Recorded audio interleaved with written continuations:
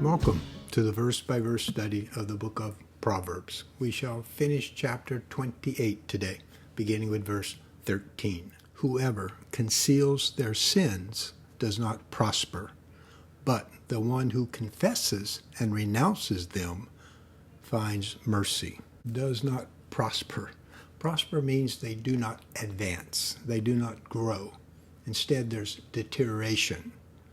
No matter our age, we are either growing or we're dying, both spiritually and mentally. The author's point is that guilt and debilitating sin, the consequences of that sin, can stunt our growth. It reduces our capacity to have a relationship, a deeper relationship with God, and also to have healthy relationships with each other. It also robs us of God's wisdom and his discernment and the blessings that flow, which are joy, peace, and love. James said, anyone who knows the right thing to do and fails to do it commits sin. Sin is choosing a path or making a decision that harms others and ourselves, and it runs counter to God's wisdom and direction, and its consequences are never good. So, what is the solution? It says, confess and renounce. Like an alcoholic, our first step to recovery is to confess, to acknowledge that drinking is harmful, that we're on the wrong path. The second step is to renounce, to reject, to repent, which means to stop and reverse course, to change paths. When you and I sincerely confess and repent, we begin new growth and a renewed life, a renewed relationship with God and with others.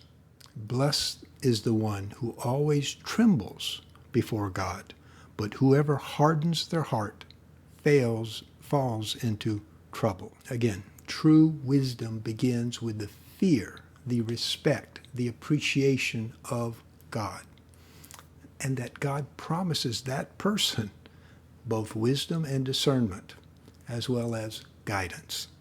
As opposed to those that reject God, they will inevitably fall into trouble. Next, we have a general statement and a comparison. Like a roaring lion or a charging bear is a wicked ruler over a helpless people. Also, we have a tyrannical ruler practices extortion, but one who hates ill-gotten gain will enjoy a long reign. In both cases, the author's describing an abusive, prideful person that's in authority and uses that position to take advantage of the weak. They're like an animal driven by lust to satisfy their own hunger without any regard for others. God will deal sternly with those that take power and abuse it over the weak. He'll likewise bless the just ruler. Anyone tormented by the guilt of murder or any sin will seek refuge in the grave. Let no one hold them back. The verse is saying that our unconfessed sin will be a relentless, heavy burden on us for our entire lifetime until death, as opposed to the one whose walk is blameless is kept safe, but the one whose ways are perverse, crooked, will fall into the pit. In life, there are really only two paths to choose from: the straight path or the crooked path. The straight path is a path of integrity, and it's choosing right over wrong. And it is the more difficult path, the less traveled path. The easier, well-traveled path is the one that involves compromising your integrity. That's where right is never completely right. It always depends. It's, quote, situational. It's full of twists and turns, but it always eventually leads to falling in your own pit. Next, an example of the straight path.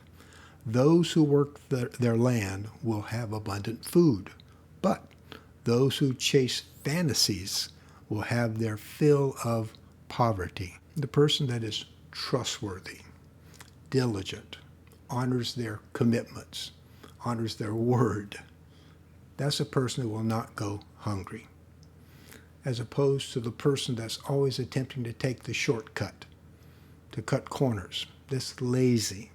Their word and their work are unreliable. They're motivated by self-interest. They're trying always to avoid work. Instead, they're chasing after foolish get-rich quick schemes. They have no appreciation for the major difference between investing in work and simply gambling. The same theme is repeated in verse 20.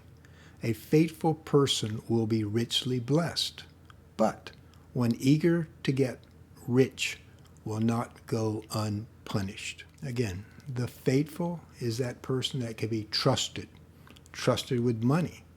Their motivation is integrity, as opposed to the person that's solely motivated by greed and self-interest. God is saying that behavior will not end well.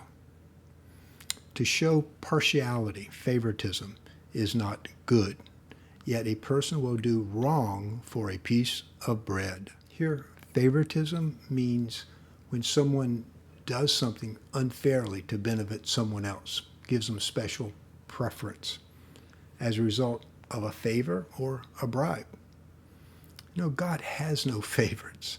Everyone is treated equally in the sight of God, based on our own decisions.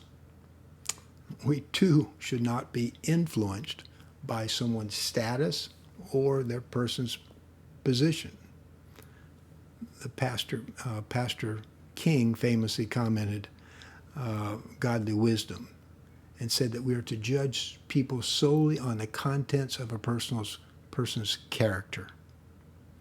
Next we have verse 22. The stingy are eager to get rich and are unaware that poverty awaits them. Again, stingy means motivated by greed, selfishness, prideful.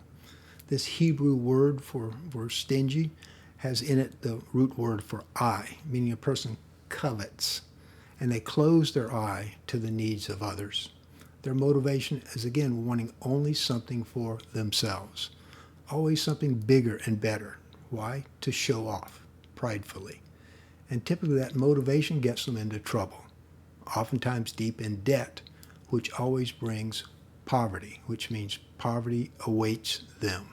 Whoever rebukes gives wise counsel to a person will, in the end, gain favor, rather than one who has a flattering tongue. Proverbs 9:8 says, "If it does no good to correct a fool, but the wise appreciate corrective feedback." Pride always makes us close-minded to correction, while humility makes us wiser. Whoever robs their father or mother and says, "Hey, it's not wrong," is partner to one who destroys. This is the person that always tries to rationalize their sin. In this case, hey, it's not stealing. I'm not dishonoring my parents because I'm only taking what is my inheritance. You and I can justify just about any wrong. But that path of attempting to fool ourselves, God is saying, will not end well. The greedy stir up conflict, but those who trust in the Lord will prosper. Greed always leads to distress and conflict within our lives, as opposed to following God's will that leads to peace and an abundant life. Those who trust in themselves are fools, but those who walk in wisdom, God's wisdom, are kept safe. Again, we have that choice between pride and humility. The simple fact is that no one is smarter than God. His path leads to true joy, peace, and purpose. Those who give to the poor will lack nothing, but those who close their eyes to them receive many curses. You cannot outgive God. He always returns that investment many times over.